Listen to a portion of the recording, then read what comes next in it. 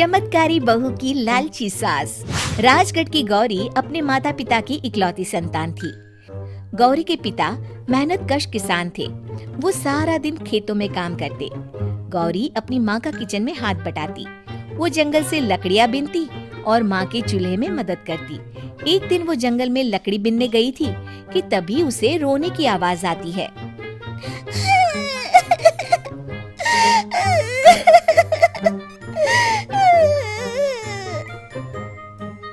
अरे, यहाँ कौन रो रहा है?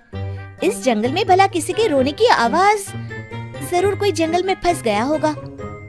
वो देखती है तो उसे एक परी दिखाई देती है जिसका एक पंख टूटा होता है।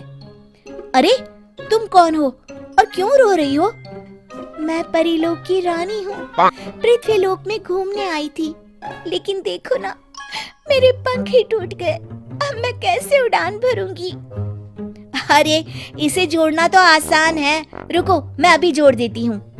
ये कहकर गौरी लकड़ी और रस्सी की सहायता से पंखों को जोड़ देती है। परी अपने जुड़े हुए पंखों को देखकर खुश हो जाती है और गौरी को वरदान देती है कि वो पूर्णिमा की रात किसी भी चीज को हाथ लगाएगी तो वो सोने की हो जाएगी।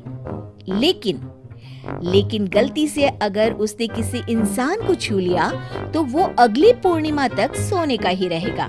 गौरी घर आती है और सारी बात अपने माता पिता को बताती है। गौरी की माँ उसे कहती है, तू भी ना गौरी, सारा दिन परियों की कहानियाँ पढ़कर स्वप्न लोक में ही रहती है। नहीं माँ, मैं सच बोल रही हूँ। देखो, आज पूर्णिमा की रात है ना, इसलिए डर के मारे मैं कोई सामान भी नहीं छू रही हूँ। अच्छा, ऐसी बात है बिटिया रानी, तो जरा इस घड़े को हाथ लगा दे। गौरी घड़े को जैसे ही हाथ लगाती है वो सोने का हो जाता है। गौरी के माता पिता घड़े को देखकर हैरान रह जाते हैं। अगले दिन गौरी के पिता उस घड़े को सुनार के पास बेचने जाते हैं तो रास्ते में उन्हें कंचा काकी मिलती है। वो सोने का घड़ा देखकर गौरी के पिता से पूछती है, अरे गौरी के बापू, ये पीतल तो बड़ा चमक रहा है। अरे काकी, ये पीतल नहीं, सोना है, सोना। बेचने ले जा रहा हूँ। अरे, कहीं कोई लॉटरी लग गई है क्या? इतना सोना?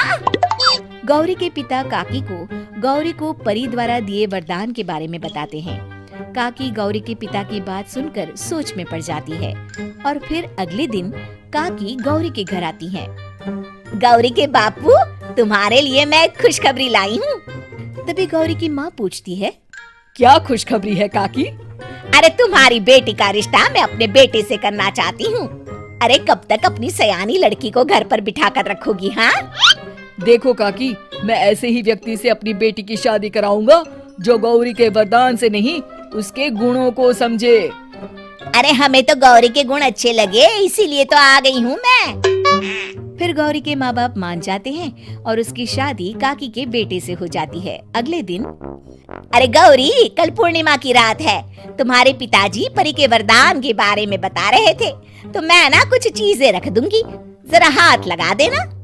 तभी गौरी का पति वहाँ आ जाता है और अपनी माँ से कहता है, माँ, क्या जरूरत है गौरी के वरदान को इस्तेमाल करने की? वैसे भी मेरी मेहनत से घर तो चल ही रहा है ना। और गौरी के पिता ने भी यही कहा था कि वो ऐसे ही व्यक्ति से उनकी बेटी की शादी करेंगे जो गौरी के वरदान से नहीं, उसके गुणों को समझे। अरे बस कर किताबी बातें। तेरे लिए क्या लड़कियों की कमी थी जो मैं ये किसान की बेटी घर ले आती? और सुन गौरी, कल अगर तूने सारी चीजों को सोने का नहीं किया तो मैं तुझे घर से निकाल दूंगी और अपने बेटे की दूसरी शादी करवा दूंगी, समझी?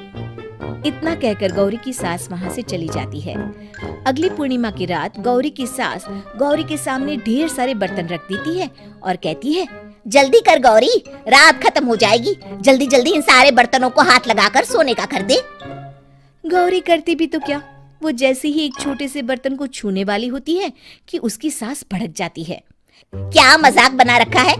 इतने छोटे से बर्तन में क्या होगा? ये ले, ये बड़ा वाला बर्तन। जैसे ही बड़ा सा बर्तन लेकर गौरी की सास उसकी तरफ बढ़ती है, वैसे ही बर्तन के बाहर से वो धड़ाम से गिर जाती है। सास को गिरा देख गौरी उन्हें संभालने दौड़ती है और वो सास को हाथ लगाकर कहती है, अरे सासू माँ, क्या हो गया आपको? कहीं चोट तो नहीं लगी ना? लेकिन जैसे ही वो हाथ सास से हटाती है तो देखती है कि उसकी सास सोने की हो गई है। गौरी सोनी की सास को देखकर रोने लगती है और अपने पति से कहती है, मुझे परी ने कहा था कि अगर मैं किसी इंसान को हाथ लगाती हूँ तो वो अगली पूर्णिमा तक सोने का ही रहेगा। अब मैं क्या करूँ? अरे करना क्या है, माँ को उठाकर अलमारी में रख दो। और हाँ, लालच का फल बुरा ही होता है। ज्यादा बड़े बर्तन को सोने का बनाने के चक्कर में माँ का ये हाल हुआ है। ये कहकर वो दोनों माँ की तरफ देखने लगते हैं।